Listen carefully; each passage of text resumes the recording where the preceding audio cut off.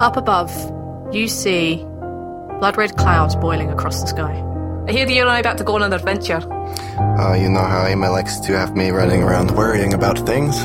You see armies at your back, dwarven, elven, human. You see all the races under your command, and you wickedly smile back at yourself. We can do this the easy way, or we can do this the hard way. And you see this light being shattered into 7 different pieces. It's not worth the risk. Just say it's part of my inquisitive nature. I have been following you for a very long time. Do you want to count down? 3, 2, 1. Now.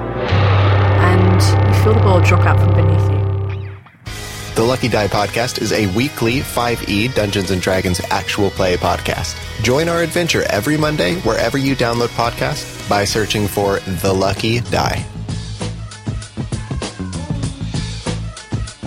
Get down with D&D. Yeah, you know me. Get down with D&D. Yeah, you know me. Get down with D&D. Yeah, you know me. Who's down with D&D? This whole party. You down with D&D? Yeah, you know me. You down with D&D? Yeah, you know me. I'm down with D&D. Yeah, you know me. Who's down with D&D? This whole party.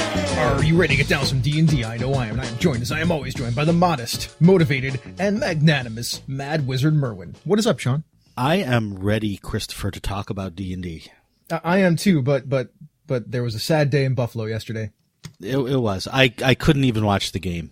It was the wackiest, wildest game I've seen probably since the Dallas Cowboys played here on Monday night. Yeah. Like 12 years ago. So I went and watched Star Wars movie instead. Oh, did you enjoy it? I did. Good. I liked it too. Yeah. It's not perfect. It's not cinema, but it's a good film. You know what? In terms of movies, none of the Star Wars movies are great movies, but they are good science fiction, space opera movies. Really? You don't think Empire's good? No, not really. Wow. I thought Empire was quite well put together as a piece of as a film. I'm like, it's not Gone with the Wind or anything. But... Exactly. You know, so I just sit and I enjoy it for what it is. Yeah, me too. And I thought it was a really fun romp through space. Exactly. It's a good successor to the other previous 8 movies, as far as I'm concerned. I would also agree with that. All right. Well, with that, longer than normal bit of thing. And also, if you're a Patriots fan, sorry, but they lost. Thank God. That was even better, I think. It was. That game I watched twice. I almost made Chris spit his coffee. Yeah, you did. All right. Now instead of your minute of foolishness, you got 2 minutes of foolishness. We're going to get into some announcements now. First thing is greetings from one of your new community managers. There's a wonderful article on the AL site where, oh man, I'm going to screw this. Ma'at Crook introduces herself. Did you want to talk a little bit about this? Because I know you were also one of the AL admins, and I don't think you've had the pleasure of meeting Ma'at yet. Not that I remember, possibly long ago, but it's great to have new blood come into the admin community. So she and Latia are new admins because Lisa Penrose stepped down. Oh. And I mean, Lisa's still going to be involved. She's involved in on the D&D side of things for Wizards itself, as a community manager sort of person. And she also works for the DMs Guild, I believe, as a community management person. So she's not going away. She's just stepping down from this role. So plus she has a Twitch show on the D&D site, and she's a streamer, like playing games with the Ravenloft Mists game that she's in. That's pretty fun. Yep. So Debbie, she's not going away in total. She's just stepping back from her duties for AL. So it was great to have two new faces. And so, as Chris said, there's an article up on the AL site where Ma'at introduces herself. And we talk about AL a bit here, right? We don't focus exclusively on AL, but we talk about it. And what caught me as particularly touching in Ma'at's introduction was that she accepted her role as a community manager because she wants to support the community that supports her. Mm-hmm. She says, I want you to have all the fun. I want you to feel safe at the table, and I want to help you while you help others feel more welcome. And, that really is, despite some complaints you might get about organized play in its community, and some of those complaints are well justified. This is the best of what organized play in general and Adventures League specifically has to offer, right? It's bringing people together who otherwise might not come together to share this game we love, and to do so productively, and to do so with a shared love of the game. And so, when I read that coming from a community manager, it makes me feel good. It reminds me of, I've been involved since 2001 in various campaigns. And most of the people that are working on it, whether it's the admins themselves or people at game stores who organize things, or people who DM, a home game, it's all about that shared love of D&D. And so, to bring in more people and to welcome more people and to eliminate the exclusionary parts of organized play and the negative parts, and to highlight this community is really what we need. So I was very pleased and a little touched to hear that come from Maud. Yeah, that is a very lovely introduction. And I read the whole thing, and she seems like she'll be a wonderful addition to everything that Wizards is doing out in the community with D&D. And I look forward to meeting her hopefully soon. We don't actually. I mean, we do talk about AL a bit, but not as much lately because we've been doing this walkthrough for Descent into Avernus. Yep. But yeah, you're right. Like I think we used to talk about AL a little bit more than we do these days. Yeah. Well, I mean, the thing to remember is, right, AL is D&D, but D&D isn't necessarily AL. Sure. And so it's good for AL players who sometimes get this tunnel vision of what D&D is based on just what Adventures League does, to expand their horizons and show that there are different ways to play. But it also helps people who may have had bad experiences with organized play in the past to see that there is a large and flourishing and accepting community of various types of players who do play organized play. Mm-hmm. It's good to try to bridge that gap every once in a while. I agree. Maybe we should at some point in the not too distant future do like a talk about what's been going on with like the Adventurers League and what's available for people out there. It's been a while since we've done something like that. It's true. We'll get to that when we get tired of our walkthrough of Descent into Avernus, which actually we're more than halfway through, I'd imagine. Yep. We've got a few episodes left for sure, but we're moving through. All right, Ed Greenwood talks about Forgotten Realms design. So this is pretty exciting. I mean, it's always good when you get the master of the Forgotten Realms talking about how to build things, right? Yeah, I mean, if you want to talk about a world-building genius, you don't have to search much further than Ed Greenwood. And he is doing a series of columns on world-building on EN World. And I actually missed this. I'm surprised it wasn't more prevalent out there, getting noticed, but I just happened to run across it. And he's on, I think, his second or third column already in the series. And just to give you a feel for what he's doing, he says, so how to turn a name on a map of the realms into a place that feels real? Well, I start with an idea in my head of what's there, and regardless of whether I'm developing a locale for a story or for a gaming adventure, from that base idea, I leap straight into what gamers now call adventure hooks. And I think that's super important, that even when you're just building a world and you're delving into some pretty nitty-gritty details, always be thinking about it as an adventure. What are the players and their characters going to want to do? And if you tackle world building in that direction, it's going to be a much easier go for you. I agree with that wholeheartedly. And that obviously you do too. It is pretty much your bread and butter and the thing that you've been preaching to me for about a year and a half now. All throughout the Avalon process, you were preaching that to me. I'm like, make it so it's gameable. Make it so it's an adventure hook. I'm like, yes, I understand. And now I really just do believe that. Yeah. Yep. And, so he is 3 articles in, and what he's doing is he's taking a place on the map of the Forgotten Realms called Rethmar, Rat Hole of the Shar. And he's basically doing world building right before your eyes. So, if you are following the Let's Design an Adventure series that I'm doing on D&D Beyond, it's probably going to come out to be very similar along those lines of explaining how you do something and then just showing how it's done. These endeavors can be challenging to do, so hats off to Ed for even attempting it, because sometimes doing creative work is difficult enough, but then writing about doing the creative work can get you too much into your own head. you can break yourself. Well, and on top of that, like you're writing about creative work in game design, which is something completely different, even world building for game design, because it's not the same as world building for novel writing. Sure. That is so very true. Which is another thing that we could probably talk about at some point in the future. Yeah, I'm sure we will at some point. But it's there on EN World. If you just go check out the main site, you'll see at least one of Ed's previous columns. Now, this last thing, I found this and I thought it was adorable. And just to go back to the previous thing, I'm surprised I didn't see it because I actually do a search for D&D news for the previous week or two, and it didn't pop up in any of the things that I looked at. And there's like a collection of blogs that collect articles, and it wasn't on any of them. So weird that it didn't show up in any of those places. Anyways, our third and last thing for the day is this D&D Gingerbread dungeon is edible and guarded by gummy bears. There will be a link in the show notes. You should check this out. This group of gamers, it seems like this is like a yearly thing for them now. They design a gingerbread dungeon for a Christmas holiday game.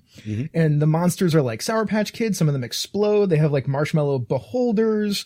They eat the things as they explore and kill monsters. Yeah. So think of like Dwarven Forge, but you could eat it. Yeah, that's exactly what it is. And then monster minis, but you can eat them. And they're not like a starburst on the board either, which is cool. No. Don't get me wrong. They're like fully sculpted things out of marshmallows and whatnot. Yep. Oreo truffle beholders. So if you cut off a stalk, do you get to take the stalk and eat it? Exactly. The Gusher gummy bears are of note because they explode on death, dealing damage to adjacent enemies. I mean, it's just fun, right? That's just fun stuff. And you love to see things like this that's outside the norm, but it brings in people to the hobby who have other hobbies like, cooking and food and putting it all together. And it's just great to see stories like that. I agree. I mean, there's a big crossover with crafty people and people that can cook and all that kind of stuff into D&D. So, there you go. Get your baking on. All right, let's get to our main topic for the day, which is Descent Part 11. We're now once again going to finish the Path of Demons and maybe start on the Path of Devils. Sound good? That sounds like a plan to me. Here, let me recap this up for us. Let's do this. So we started in Baldur's Gate. We learned that Elturel was sent to Avernus due to some terrible deals. They meet Lulu, a Hollyphant who travels to Avernus with them. They find Elturel and learn that the city is hovering, being slowly dragged into the river Styx by chains, and the companion has turned into a horrible dark void. The city's got a bunch of survivors, and it's not completely overrun by demons yet, or devils, because there's a war going on, that blood war. And then they escape from the city after doing some things there. Hit Fort Knucklebones, meet Mad Maggie, who is a hag, who unlocks more of Lulu's memories. And then Lulu's like, time to go find Zariel's sword, because that could solve this whole problem. Except Lulu's memories are skewed, and as you start, she sends you on a path, and we're looking at the Path of Demons right now. You get a choice for demons or devils, but we're doing the demons one right now. And this is a bunch of set-piece encounters that are a chain until we get to the Crypt of the Hellriders, which is a little bit more of a dungeon, but not much more. We ended last week on the Crypt of the Hellriders. So this is the first time along this path. This is the seventh or eighth step on the path, and this is the first time where there's like an actual dungeon to go into. And the characters have been told that one of Zariel's lieutenants oversees this crypt where the Hellriders who died down here have been buried. And so it's a nice little dungeon that basically can be done pretty quickly depending on how your characters go through it. You want to talk about the purpose? They're trying to find Olanthus, if I remember correctly. Yep. And Olanthus can guide them to the next step. And so Olanthus is not present in the crypts when the characters arrive, but he is alerted to their presence if they take certain actions. Yeah. So there are some great thematic pieces here. It's not a horribly overwrought combat heavy sort of dungeon. There's basically three or four different areas. They can meet some ghosts. They can find some things that bind these ghosts to the crypt. Since they pledged themselves to Zariel, they remain pledged to her, and until that pledge is broken, they cannot leave. Their souls are stuck here. Yeah, but the players can actually break those seals and release these ghosts during this dungeon. Exactly. Yeah, and that's one of the main things that could happen. It's not necessary; it doesn't have to, but it's a really cool bit that could occur. Yep, it's a good story element. Mm-hmm. But then once they break that, once they disturb souls, once they learn what's actually going on here, Olanthius arrives. Now he's a Death Knight, and it's very important that the characters learn the situation here before he arrives. Yes, because this Death Knight will whoop them. He's a CR-17 creature, and at this point, the characters are probably about 9th level. So, could they win? Yes. Is it likely? Not really. But Olanthius does not want to be here. He does not want to be doing this job. And so, as long as the characters learn about that, learn what's going on here, when he does arrive, and when he arrives, he gathers all the ghosts that are around, turns them into specters, and says, okay, let's go get these intruders. Mm-hmm. So the characters have to be aware, or you as the DM have to make them aware, that he is willing to deal. Yeah. I mean, he could recognize Lulu. That could be a way to get him to deal. True. When faced with overwhelming force like that, Olanthius shouldn't just wipe them out in one go. Olanthius should be like, what are you doing here? Yep. Because it's unusual to see a bunch of humans in hell, right? Right. And so Olanthius, being very willing to make a deal, tells them, yes, I am willing to go against Zariel. What you need to do is create a distraction, and I've got the perfect distraction for you. And can I say, out of all these fetch quests, this is the first one that's like, oh yeah, this one actually makes sense and I wouldn't mind doing it, right? Right, exactly. This is one that isn't just go here because this person needs something. This has a bigger background. This has some ties to the original story of Zariel. All of that. It comes together well here. Mm-hmm. And what Olanthius tells the characters is there's a demon lord that Zariel has trapped. If you let him go, he's going to go after her, and that would give you some cover for when you have to deal with her, because she'll probably be dealing with this demon lord. Because this demon lord's no joke. Yeah. So to get there, the demon lord's in a prison, and the only way to get there is to go to the Arches of Ulak, where you can go through the arches. They're a portal that will take you wherever you want to go, and you can go there. Mm-hmm. So the arches are neat. They're 200 feet tall. They're gigantic. There's nothing that's really going on here as far as an encounter goes. They don't. I don't know if I don't think there's anybody guarding this either. Nope. There's no one guarding it. Yeah. It gives a background of them. The archdevils used to use them to bring entire regiments to other places of existence within all the planes. They were very powerful. This is important to note because that means you can drive an infernal war machine through it no problem. Mm-hmm. So if you have one, you can just take it through there. Yep. Now the magic has waned in these arches. So what this does is it makes it a limited use, so characters can't just escape the 9 hells with these arches. They can only take you to places within the 9 hells. Mm-hmm. So in that sense, it is a limited option for the characters. But what's cool about it is now that it's there, you as the DM, if the characters screw up in some way and they can't get from one place to another because they killed someone they shouldn't have, or they went on this different path that they shouldn't have, you can always bring them back here and say, okay, these arches are here and they're not useful now. You've already used them once. But if you do this ritual, you can reignite their magic and use them again. Yes. I think that this is a neat place, if you want to have a fight with another warlord of Avernus, because the fight can go between both sides of the portal. This is true, too. Yeah, I think that's a really cool set piece that you can set up. Yep. If you like miniatures and things like that, too, you can actually put the gates on the board. Mm-hmm. I mean, still use relative positioning, but you can have your war machines on both sides, in this massive gate in between. Right. You can be going back and forth between it. It'd be kind of fun.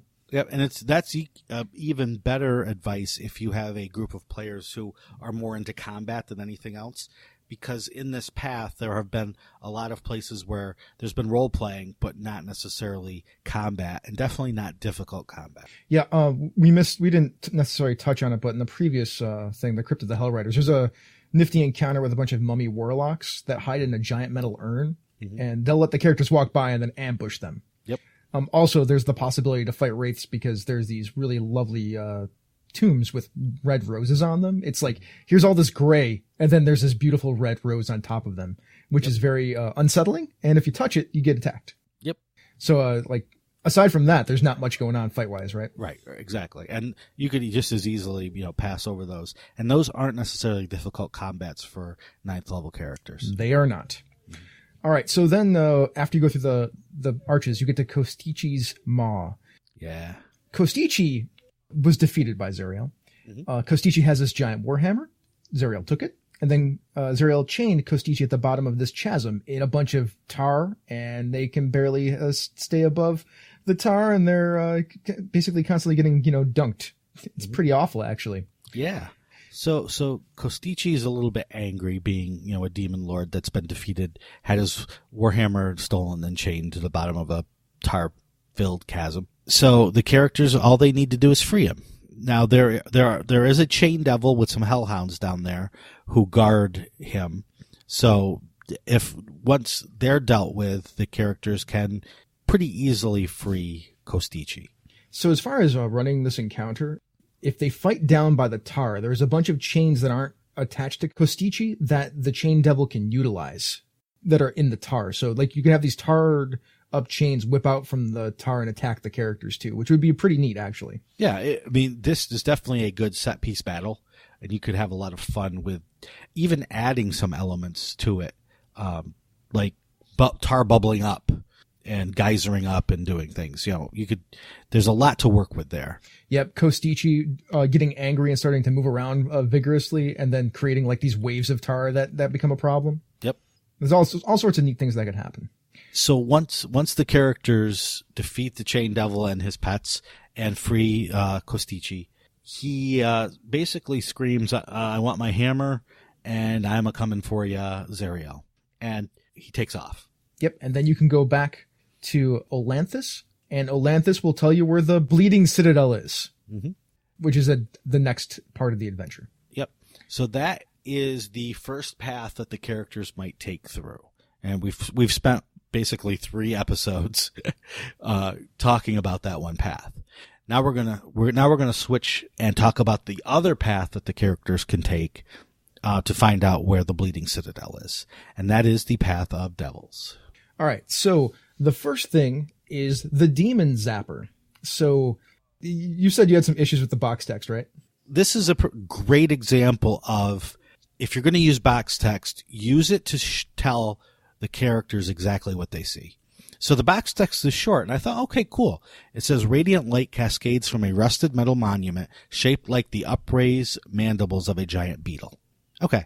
Other than the fact that they're talking about mandibles, multiple instead of just one. Okay, I get it. It's right. It's a curved metal rusted monument. So that's what I'm picturing. And there's light emanating from the middle of it. Emanating from it.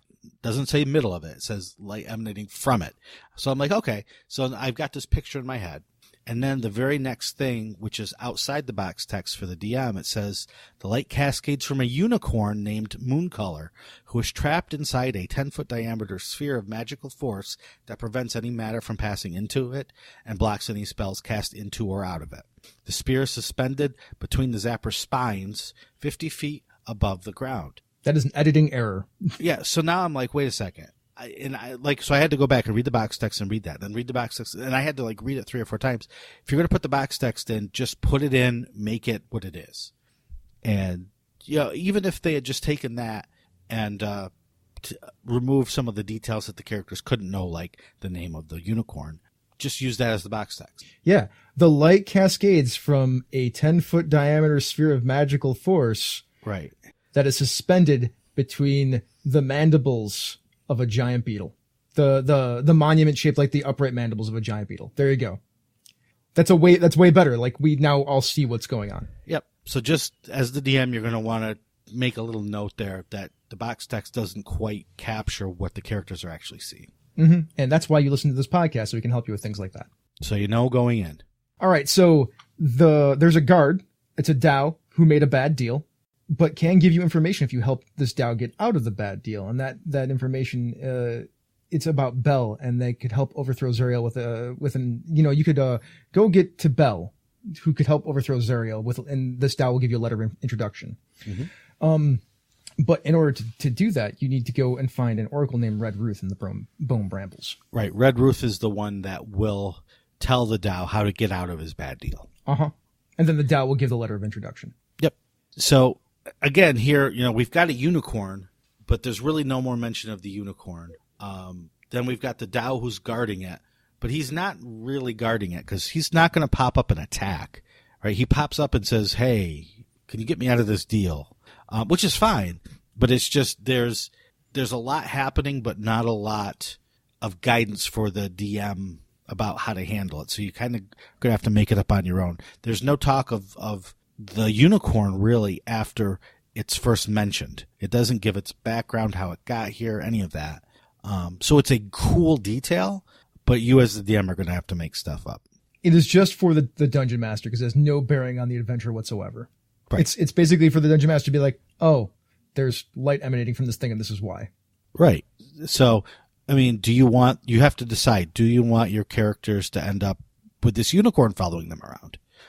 If they can rescue it from this sphere it's trapped in. And then how does that change the campaign at all, if at all? There's one more thing I want to say about this encounter. Because words matter? Because words matter, right? So if this sphere is meant to zap demons like a bug zapper. Cool. That's hilarious. I love it. Then it says these exact words. The sphere targets the nearest fiend that moves within 100 feet of it. Okay, so fiends are now demons and devils by rule. So now it's not just a demon zapper, now it's a devil zapper. Yep. All right, so you may want to change that. Or not, because there's a chance that the characters might have a fiend with them. There could be an imp from some previous encounter. Oh. So there's that. Now, once this sphere attacks, right, the sphere targets the nearest fiend that moves within 100 feet of it, discharging a beam of radiance that forms a line 5 feet wide and up to 100 feet long. Okay, zap, extending to the target. So basically a lightning bolt shoots out in a straight line toward the fiend. Any creature in that line, so now we're not talking about fiends anymore, we're talking about any creature in that line that has 100 hit points or fewer disintegrates into a pile of ash. At 9th level, there aren't going to be many characters with over 100 hit points. Yeah, maybe fighters and barbarians. Right. So, and that's not make a save. That's just... You just dead. You're just dead. Now, on the bright side, this thing is pretty far above the ground. So when it shoots down, it's at an angle. So as a dungeon master, you can just rule that it's not going to, unless that imp or that fiend is like standing really close to somebody, it's probably not going to hit anybody else. Right. Just something to be aware of. It is something to be aware of, though. As the DM, you may want to tweak that a little bit. And I think it's cool. I think it's funny that it would get a character in there. I just wouldn't disintegrate them into a pile of ash with no saving throw, no attack roll, or no chance of survival. I mean, you could just take their arm off. That's fine. Yeah, they don't need that, right? Right. There's already rules for that in here that we've talked about. Yeah, you could just grow one. Just throw some demon ichor on it. It'll be fine. Just like aloe, only demon ichor. Oh, man. All right. Yeah, not so good. So once you take the deal, because that's like your next step, if you don't take the deal, you're just kind of stuck. Or you just start making stuff up as you go, which is perfectly fine. Yep. You go to the Bone Brambles. I actually like the Bone Brambles. I think it's an interesting place. It is. So at the Bone Brambles, the characters are looking for Red Ruth, who has the means by which to get this Tao out of his bad deal. So they give you a map of the Bone Brambles, and it is like a hedge maze. It's not really a hedge maze. It's like an evil hedge maze. That's probably a better way to put it. And I think it's an interesting way to handle a maze. So there are 4 dead ends in this maze, and you can let them wander the map if you want to, or you can just have them make checks to navigate the maze. If you fail a check, it's a survival check to, I think it's a survival check to work your way through the maze. Although you can rule whatever you want it to be. I think that's just what it says in the text. If you fail that check, then you hit an encounter from this chart, and there's 4 encounters that you can possibly hit. Mm-hmm. I like that a lot. I don't know exactly how people want to handle that. I think Shawn has some ideas. Yeah, so I like that. I think it's great. Make the check mean something and then have consequences for failure. Mm-hmm. And that's exactly what it does. And they can fail up to 4 times. There could be 4 different encounters. I liked the 4 different wandering encounters because they were sort of different things. One was a combat, one was more role-playing, one was kind of exploration-based. So all that was cool. The only thing I would do is I've noticed in 5th edition D&D, checks like this are very hard to not succeed on, because people will just pour resources. They know it's important, so someone will assist. All right, so there you've got an advantage right away. People will dump all those spells that give you bonuses to your your skill checks. Sorry, there are no skill checks in 5e. To your ability checks. So it's very, very difficult to fail. So what I would do is I would either raise the DC to actually give them a shot at failing, or make it a group check, because this isn't just a single thing happening, right? This is over a series of rounds where they are exploring, or even minutes, or even hours, depending on how big you want to make this. So don't just make it a single check, or make it a group check, so there's a little more drama to it. That'd be my suggestion. I'm with you. I think that all makes perfect sense. Also, you could just have them encounter some of these things if you choose to, because why not? I mean, it takes away the randomness and whatnot, or the skill of the characters for navigating. Mm-hmm. Regardless, there's going to be an encounter. This is true, because once you get to the middle of the maze, you find Red Ruth, and I think Red Ruth is fascinating. She wears a dress made from stitched together bones, and she also has a string of infant skulls hung around her neck that chatter nursery rhymes. Yeah, that's awesome and creepy as hell. Mm-hmm. Mm-hmm. And I love her motivation. She's like, you want me to help you get this Dow out of this deal? Fine. Why don't you go to the Infernal Rapture at the Wandering Emporium and get me a nice pampering session, because I could use a beauty makeover. It's true. It's true. She wants a makeover. Now, while that seems ridiculous, because it is kind of ridiculous, and so far every time we've run into a hag in this, it's been ridiculous. Mm-hmm. So that's at least on theme, right? Yeah, I mean, hags are difficult because basically hags are supposed to work on, in mythology, right? Hags are supposed to work on the fact that they are tricky and you're not quite sure what they are. In D&D, though, you pretty much always know you're dealing with a hag. You wander out into the woods, and then there's this little cottage, and there's this beautiful person in it, and you're like, yeah, that's a hag.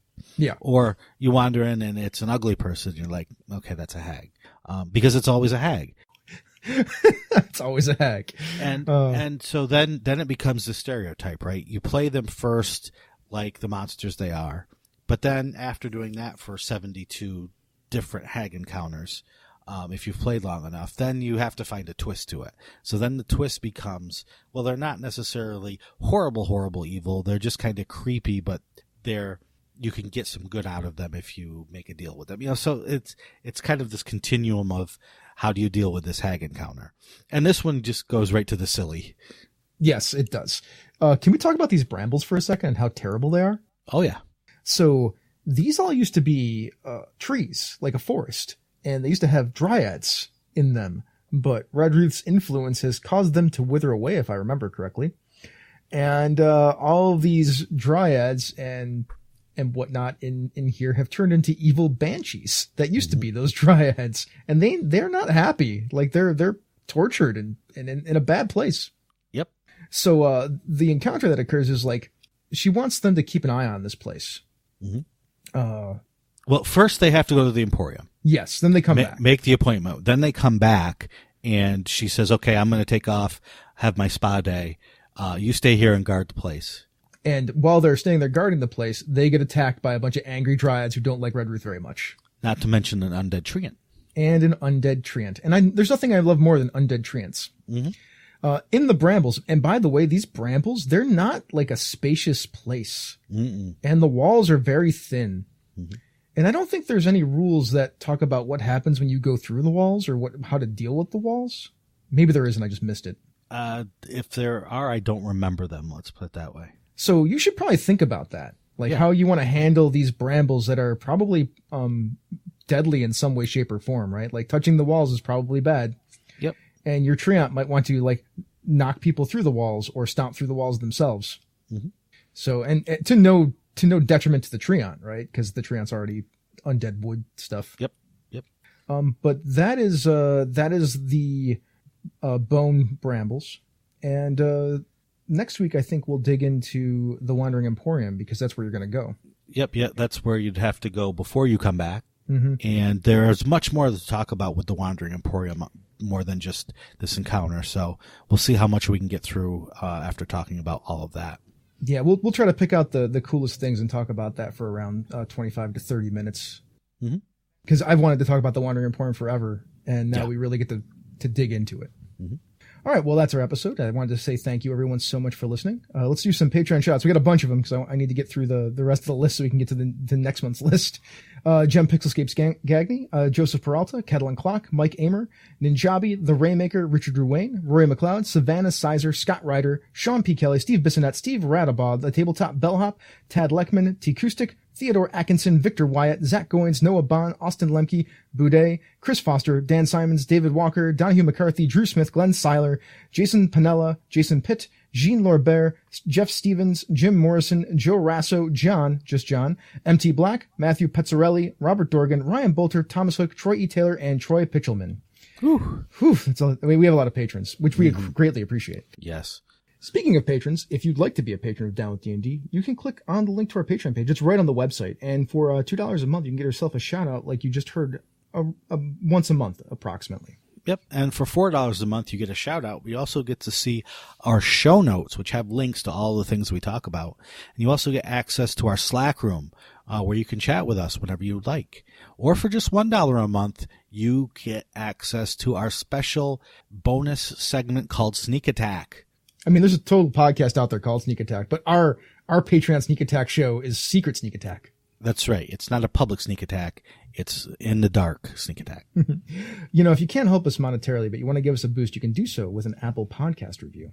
Yeah, or you can just help us out by spreading the word on social media that you enjoy the show or that you hate the show and that people should come and listen to say how much they hate it. Because is there such thing as bad publicity? I'm not sure. I'm not sure either. Maybe not. I feel like there is bad publicity these days. Yep. Well, if you want to give me some bad publicity, you can follow me on Twitter at Sean Merwin, or you can go with the Down with D&D forums at forums.misdirectedmark.com. How about you, Chris? So you can hit me up at the Light 101 on Twitter, or if you want to get a hold of me and Sean via the network Twitter, it's at Misdirected Mark. We almost always see them because we get sent them or they get like reshared, and we tend to see them pop up. Mm-hmm. There's also our website if you just want to listen to the show or make comments there. If you are interested in more content from Misdirected Mark, there's our Twitch channel, which is twitch.tv/misdirectedmark. We also have a YouTube page where this show and all the other shows in the network pop up. And in a lot of those places, you can find other great shows, such as the Gnomecast, where several gnomes from the Gnome Stew get together to talk about gaming topics and themselves in an effort to entertain you and avoid being thrown in the stew. Down with D&D is a Misdirected Mark production, the media arm of Encoded Designs. So, what are we going to do now, Sean? We're going to go kill some monsters. Get down with D&D. Yeah, you know me. Get down with D&D. Yeah, you know me. Get down with D&D. Yeah, you know me. Who's down with D&D? Down with D&D. Yeah, you know me. You down with D&D? Yeah, you know me. I'm down with D&D. Yeah, you know me. Who's down with D&D?